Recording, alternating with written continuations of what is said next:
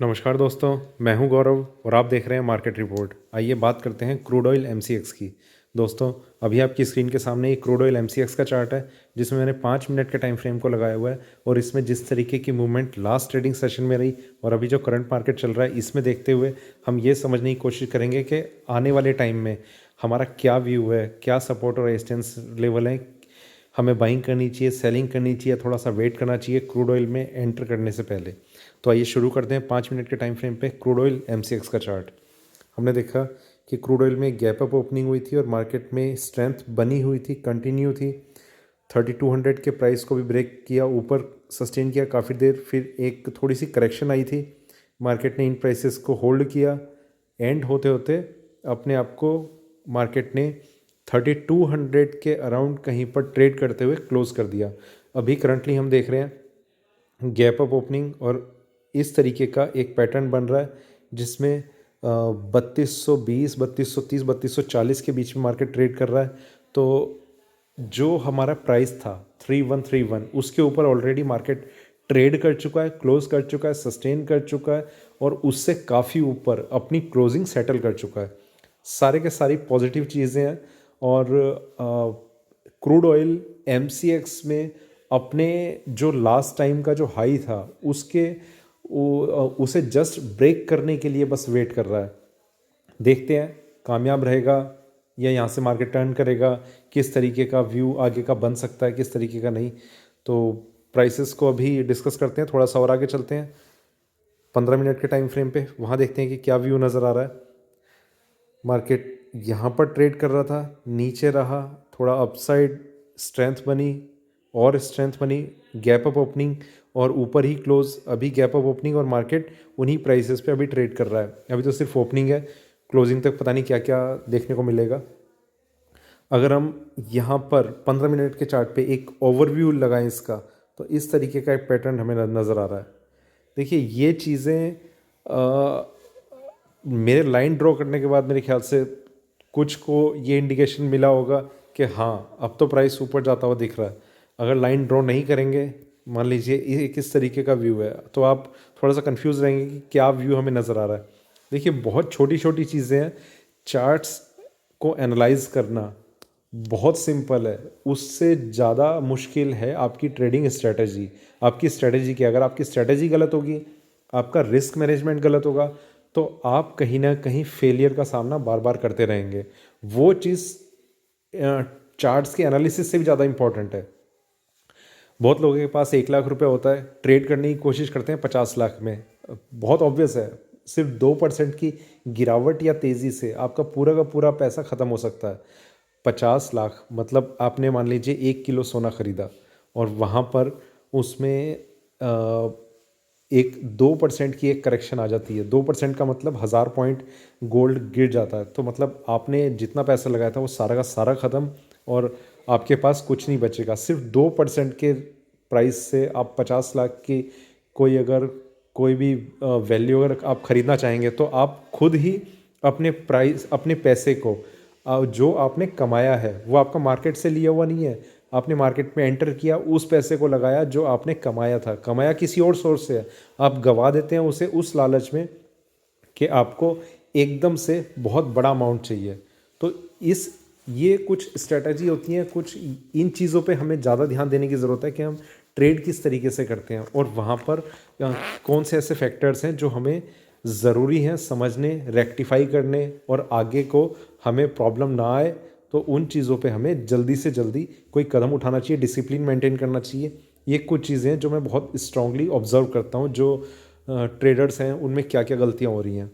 थोड़ा सा और आगे चलते हैं 1 घंटे के टाइम फ्रेम पे, वहाँ देखते हैं कि किस तरीके का व्यू हमारा बन रहा है। यहाँ अगर हम देखें ट्रेंड ऊपर और ऊपर, ठीक है, इस तरीके का एक ट्रेंड बन रहा है, कंटिन्यू है। सेलिंग कोई बहुत मेजर सेलिंग कहीं नज़र नहीं आ रही।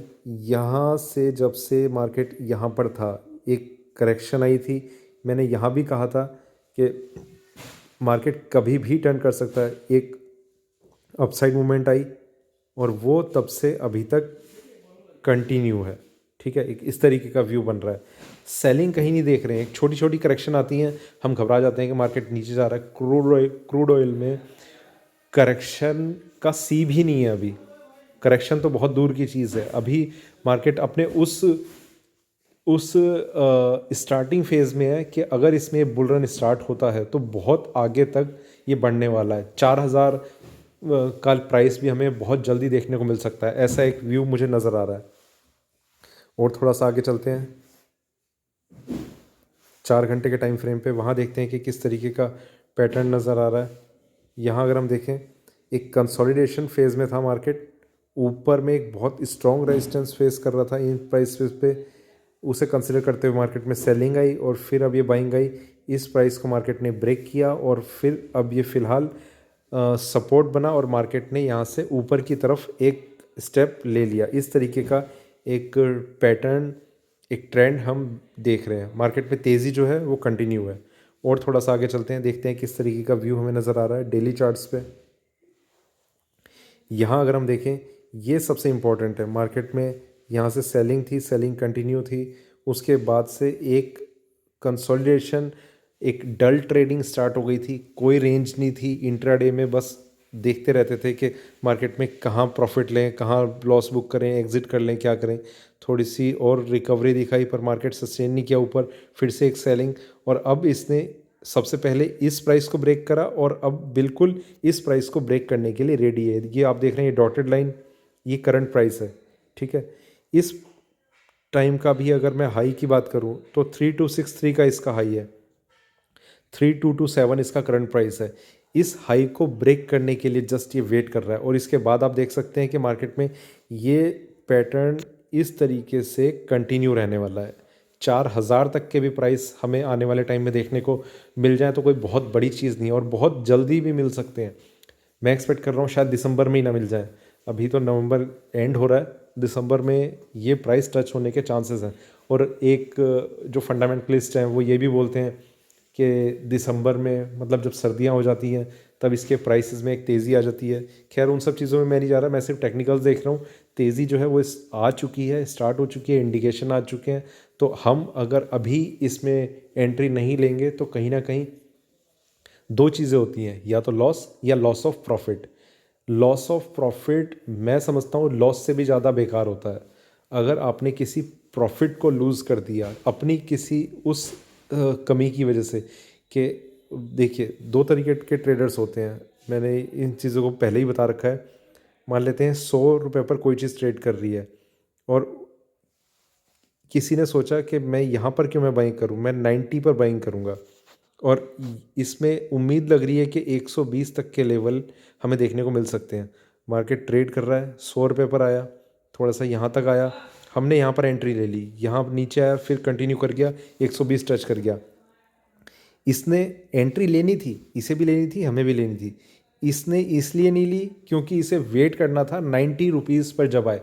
एक चीज़ मैं आपको बताऊं, जब हम किसी पर्टिकुलर प्राइस पर खरीदने या बेचने के लिए बैठे रहते हैं, देखिए कुछ लोगों को मेरी थ्योरीज यहाँ पर गलत लगेगी कि ये कि मैं लिमिट ऑर्डर पे काम नहीं करना चाहता, कि मतलब कोई प्राइस मैंने एक पर्टिकुलर लगा रखा है वहाँ पर बाइंग के मैं अगेंस्ट नहीं हूँ, पर उससे ज़्यादा मैं सपोर्ट में इसके हूँ कि इसके फेवर में हूँ कि अगर आपको बाइंग लग रही है और आपने एंट्री लेनी है, वो आप मार्केट पे लीजिए, ख़त्म कीजिए।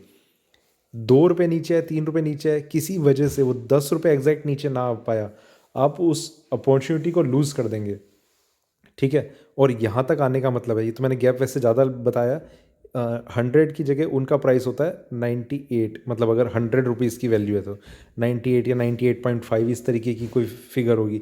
तो उस 2 रुपये के चक्कर में वो 5-7 रुपये का एक प्रॉफिट लूज़ कर सकते हैं। ऐसा कई बार ट्रेंड बन जाता है। तो अब हम उन लेवल्स की बात करते हैं जो हमारे लिए इंपॉर्टेंट हो सकते हैं। उसके लिए हम वापस चलते हैं 1 घंटे के टाइम फ्रेम पे। यहाँ पर देखिए, सबसे पहले मैं आपको बताता हूँ, क्योंकि क्रूड ऑयल में थोड़ा सा एक पोजिशनल व्यू बना रहता है हमारा, तो सबसे पहला प्राइस और इम्पोर्टेंट प्राइस 3,150 तो है ही, जो कल इसका लो लगा था। पर जो मेजर इसमें एक रिवर्सल ला सकता है वो कौन सा प्राइस होगा, वो प्राइस होगा 3050 के नीचे सस्टेन करना, मतलब 50 से लेकर 40 के बीच में। अगर ये प्राइस नहीं आते तो मार्केट में बाइंग जो है कंटिन्यू रहेगी। देखिए यहाँ एक चीज़ और मैं आपको बताना चाहता हूँ, क्रूड ऑयल का प्राइस है 3227, ठीक है। जो स्टॉप लॉस भी अगर मैं इसे कहूँ तो ये है करीब करीब 250 पॉइंट का, 170-80 पॉइंट का।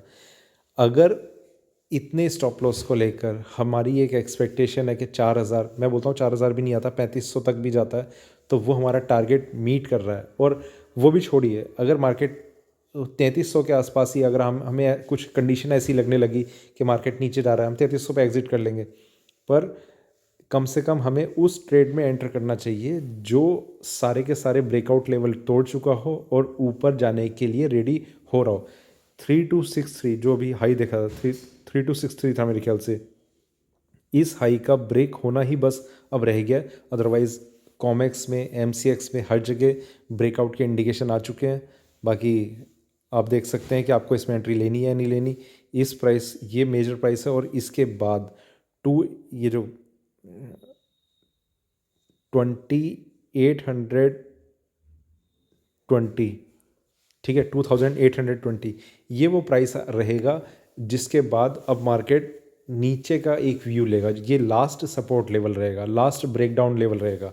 ये प्राइस जब तक ब्रेक नहीं होता, क्रूड ऑयल में बाइंग जो है कंटिन्यू रहेगी। और इसके इंडिकेशन क्रूड ऑयल में तो मिल ही रहे हैं। दूसरा, बहुत सी और चीज़ें हैं जिसका जहाँ मैं देख रहा हूँ, मतलब सिर्फ यही एक फैक्टर नहीं है कि मैं इसमें बाइंग के लिए कह रहा हूँ। बाकी आप देखिए। चलिए, यही था क्रूड ऑयल एमसीएक्स पे अभी का वीडियो अच्छा लगे तो लाइक करें, शेयर करें, बने रहें मेरे साथ, देखते रहिए मार्केट रिपोर्ट। धन्यवाद।